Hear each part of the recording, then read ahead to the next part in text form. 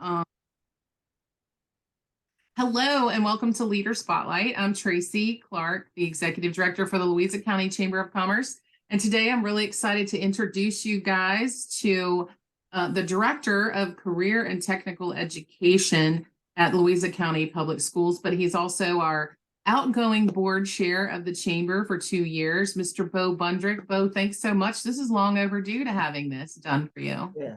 Well, I appreciate the opportunity. Thanks for having me today, Trace. Yeah, absolutely. There is a lot going on with you as a leader, as well as with workforce in the community and projects. And, it's really important. I wanted to be able to share that. But let's start first and foremost with kind of a little bit about you and your leadership, because I like to use these to share wisdom from people in leadership positions and stuff. And let's start right from the beginning. Like, what brought you to Louisa County and what do you like about it?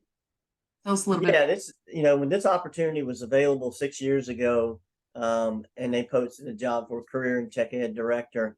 And it was very exciting because I was already immersed in programming, career and tech ed, and another school division as an assistant principal. So this was a progressive move for me. And once I got here to meet everyone and go through the interview panels, obviously it was a perfect fit for me and my family. So very excited about being here. That's great. Yeah. So you've been here a while, 6 years or so. And what really kind of influenced your career decision to go into education? You mentioned being a principal and now moving into career and technical education. Was there any kind of moment in time or any person that might have influenced you in that direction? Yeah, there was obviously in my high school years of being an athlete and dealing with a lot of coaches who are also teachers. They influenced me greatly to go into the education field, and I had some aspirations of kind of marine biology and that and all, and so that didn't work out. So we knew that as a former student athlete, I mean, it was right in my wheelhouse to continue serving and teaching and coaching. So that's what I did when I first started. Yeah, so Yeah, enjoyed that career.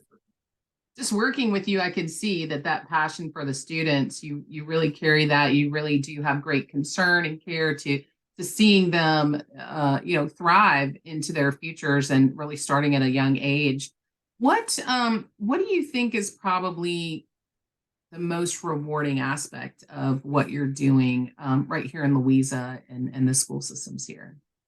Well, it's so positive of being able to connect with industry and education and business and be able to share what we offer and also learn what opportunities that business and industry can offer to our students and to our school division. So as we share responsibilities and support one another, that is the biggest thing, dealing with our local folks to help us thrive and give us advice as we grow our programming. But on the other side is making sure that we provide students the opportunities to grow in workforce development. And that's been such a great growth area here for our school division because of the community support. So we're very happy to be a part of that. Yeah. So tell us a little bit about kind of your leadership role with, obviously career and technical education and workforce is a big um, need right now in our community. But what do you lead a team of people? Where do you find that your leadership skills are drawn upon the most in doing your day-to-day work at the school? Yeah, we have 22 staff members in career and tech ed here in the school division. So my role, along with Kenny Bowens, he's director of CTE STEAM and Innovation. So we have two separate branches.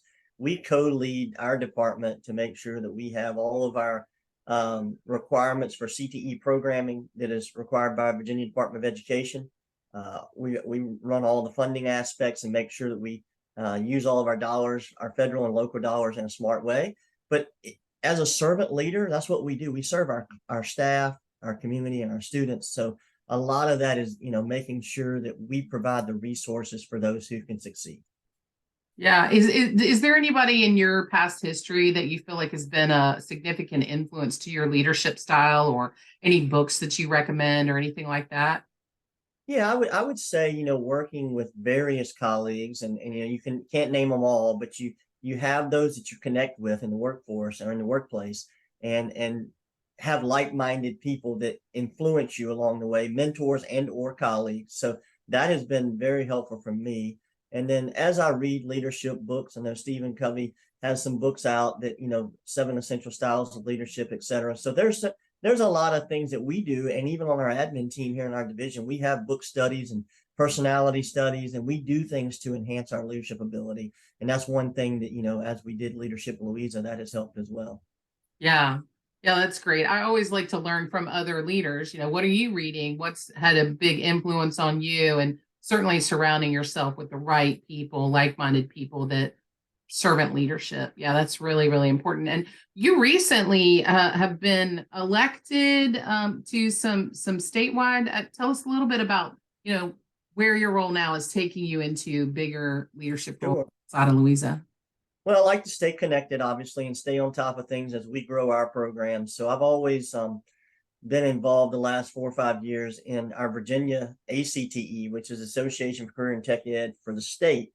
And recently, obviously, after more engagement and sitting on a public policy committee, helping with making sure we advocate from our organization for the funding and the functions and programming for CTE across the state. I was able to be elected to our board as president-elect coming up here in July. So that'll serve a 3-year term, president-elect, president, and past president. So be part of the leadership team for the state association, which I'm very proud to serve. And it just rolled off of another state board as well. So you have to stay connected to be engaged. And I feel like that's the way I should serve. Yeah, that's wonderful. Congratulations. I know just the leadership that you've had here on our board. You're going to really make a big impact across the state. So, yeah, and represent Louisa well. So, very excited for you. Let's shift a little bit and talk specifically about the career and technical education programs that are happening right here in Louisa. And really, I just would like, a lot of people don't know really what career and technical education, the mission purpose might be. Can you share a little bit about that? Yeah, so obviously we do have a mission, and it is to develop intentional and engaging kindergarten through 12th grade technical programs that prepare students with academic, employable, and technical skills necessary to compete not only globally, but also in our local economy as well. So that is our main focus, and that's obviously posted on our website. So we try to do that every day, and we make decisions around that mission statement. What programs do we need that will align with workforce needs down in the future? Yeah. And so K through 12, that's a big, I know that we've interacted and had a lot of work at the high school level. Can you maybe walk through, let's talk about that elementary area. What types of programs does career and technical education do for that level of student? So in the K through 12 or K through 5 area, career and tech ed funding has actually whittled down into the 5th grade level. So we can spend our federal dollars for CTE from 5th grade through 12th grade in providing classes, STEM programs, different equipment, even in the elementary level. But the K through 5 career readiness initiatives that we have, every elementary school has a career day, and they invite business and industry to come and speak to the young elementary students. And most importantly, our high school kids will go down and teach what they've learned at the high school level to the elementary students. So that's been a really good connector for them to be able to hear and see what we do. And then we also invite them to come up to the high school for what we call elementary field trips. So it's a really neat transition. Yeah. Love that. So you engage student and student, and is there a place for actual business owners and leaders in the business community to participate at the elementary level? Or There are, yeah. So they do participate in career days. So obviously teachers and admin who know different business and industry, and they'll call my office to find out who do I need to connect with and so forth. So we have that partnership going, and they do a great job. We do agriculture to tree service to lawyers and doctors. So the students get to learn a lot about all of the different industry. oh, that's wonderful. Now, what about in middle school? What kind of structured programs or you mentioned STEM and Yeah, so we offer career and tech ed programming at the middle school, courses solely for middle school courses, but we also have some high school level courses, essentially like applied agriculture, where they can earn a high school credit in middle school by taking that course. oh wow. So it will just give them a leg up as they become a completer in high school. They do different activities with career development. Counselors will push into the classroom, and we have a platform virtual platform that is a college and career readiness platform that teaches students all about grades 6 through 12, what industry looks like of their choice, and what, what college searches can I do, and they do career assessments and personality assessments. So that's part of the middle school as well. Wow. I mean, I don't think I've ever really internalized how, that starting that early in middle school about career and looking to your future and what's going on with that. And the high school, let's kind of talk about that, because I think that's really where you start talking about getting them transitioned into the workforce. What kind of programs and activities do you offer there? Yeah, so Virginia has 17 career clusters, and fortunately, as a comprehensive high school, we offer all of those in 50 courses or more. So a student would have an opportunity, um, just about in any course, to take and earn a 2-course completion with a credential at the end of their coursework, and that would prepare them for the next step. And that is required. All graduates in the state of Virginia have to meet a certain level in career and tech ed, and being a completer with a credential is one of them. Wow. Mhm. Do they have to self-identify getting into career and technical education, or is that every student participates in these things? How does that work? Every student can participate. So when they go to their counselor, currently they just scheduled this spring for next school year. When those students go, they have a profile page in their online portal that they filled out. They show the counselor, this is what I'd like to do. These are some of my, dreams and college goals or career Right. goals, and then they schedule accordingly. Oh, wow. Okay. So the students do have some choice in deciding, yes, I want to get into and learn and fine tune or get a jump start on learning a particular industry or trade, right? They do. They have a primary and secondary course request, and obviously, as they indicate that in the computer system, it will help them build their schedule. And if we have to, tweak or have any revisions of a schedule, our school counselors are great about making sure that if a wrong course was scheduled, they'll go back and make sure that student is happy with their course selection. Yeah. So anything else about what happens in the school and what the students experience as part of your program? Anything else before we transition to like how does business get involved?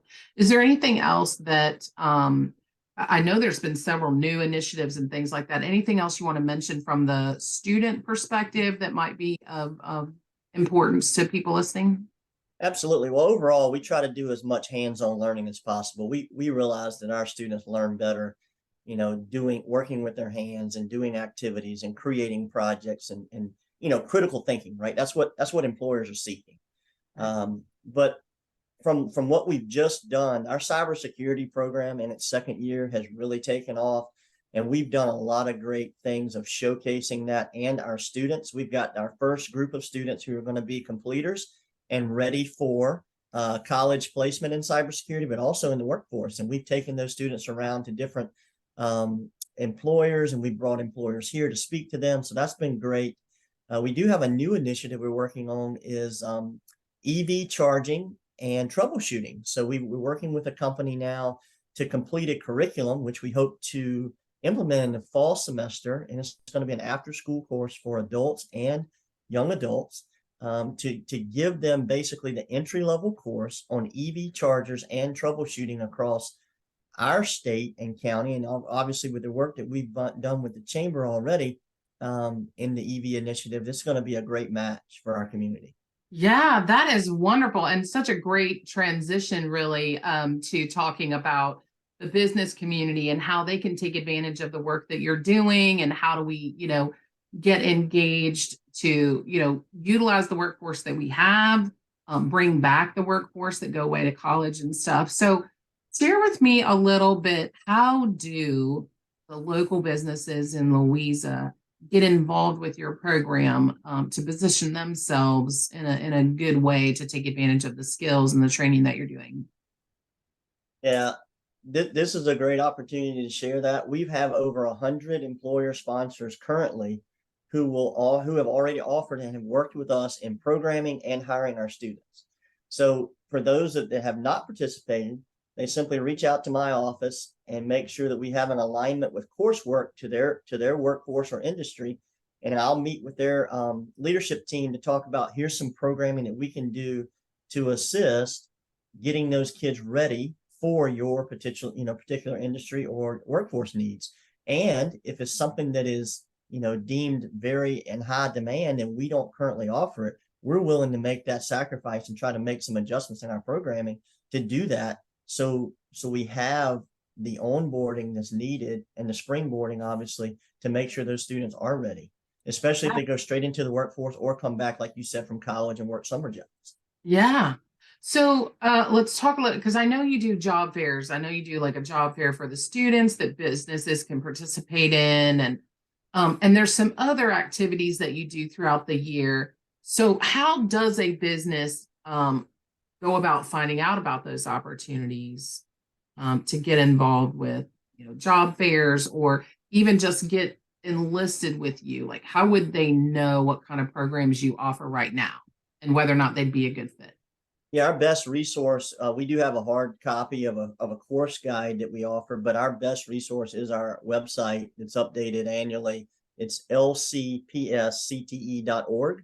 And it has all of our staff on there, all of our courses that we offer, our mission statement, and how do employers get involved in hiring an apprentice or an intern. They can sign up to be a sponsor, and then I would simply reach out to them.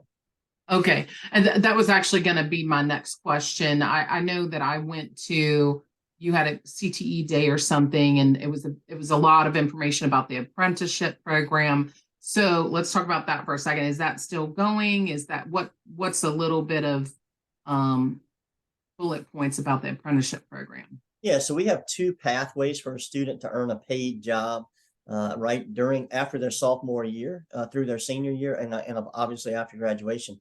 So the internship is a 280-hour on-the-job credit. So if they work 280 hours as an employee in good standing, they earn a high school credit. The apprenticeship model is a 2,000-hour or more on-the-job training in a particular industry or career field, and they will become a nationally recognized apprentice once completion is over. So for instance, an example would be if you want to be an electrician, you work about 6,000 to 8,000 hours on the job training through your high school career and into adulthood. And as that completes, along with our related instruction, the apprenticeship council will sign them off as a completer, which is a huge feather in a young person's cap to make sure that they have that credential, that nationally recognized credential. Yeah, absolutely. So what is the responsibility on the business side, whether they wanted to do the apprenticeship program or the internship program? Like what's the responsibility or workload on a business that wants to get involved in that way? Yeah, so the business has to simply be a handshake to be a partner with the school division. And then there's a 2-page document for each pathway, intern or apprentice, that they would complete to say, yes, I will be a sponsor. And they work directly with my department we manage their hours and their data and their coursework to make sure they're on track for completion. So it's a hand-in-hand agreement, and then a partnership that both the education and the business work together on. So the business really, they would handle that student like any other employee. They would be, working with them, giving them hours, coaching them on the job, just like any other employee. There's not any additional work or reporting or anything like that.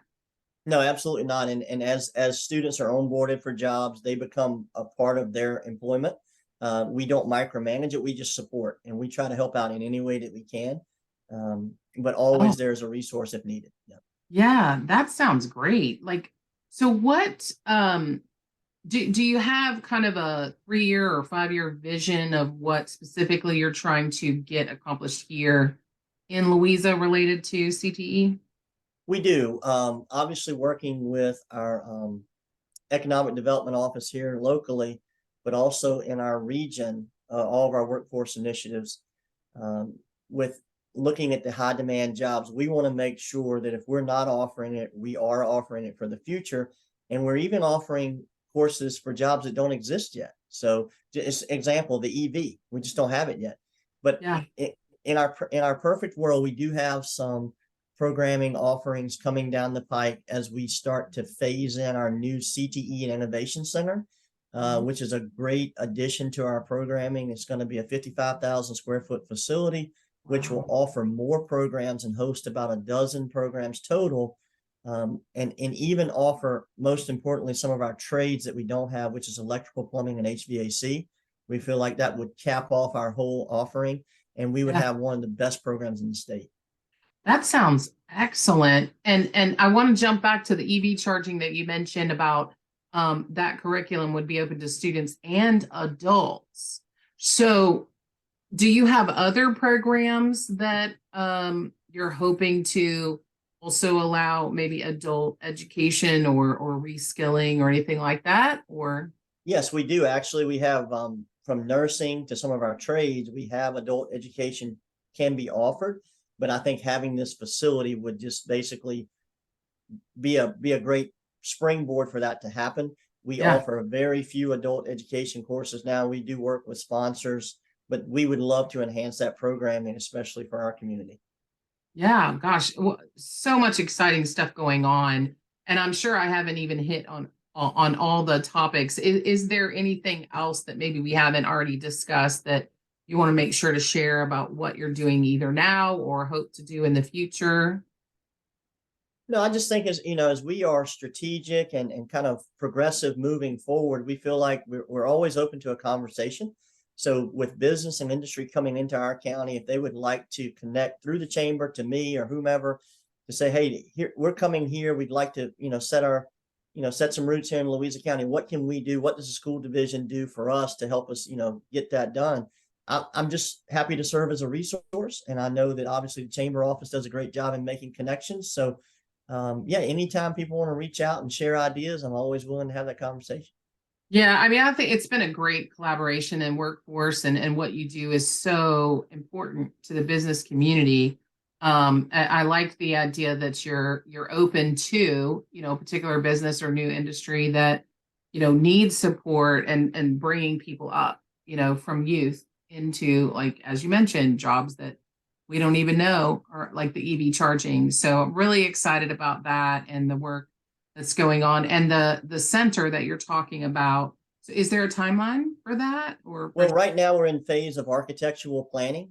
So the school board has to actually choose an architect here in the near future of who would start that project. So right. that's where we are in the initial phase now. That's great. Very, very exciting. I look forward to it. Well, we do a lot together. I'm really excited about the partnership that we have with CTE and of course with you on our board. We wish you so much great success. I know you're not going away, but serving on the state level is just really quite impressive. And I know it's going to help continue the work that's been going on here in Louisa. So once again, Bo Bundrick, who is the Career and Technical Education Director at Louisa County Public Schools. They are a member of the chamber. Bo is currently our chair, but he'll be rolling off. And you can get in touch with him through the website, which is louisachamber.org. All of his contact information is there where you can connect directly. So, Bo, thank you so much for doing this today. And I look forward to seeing you in the future. Thank you so much. Enjoyed it.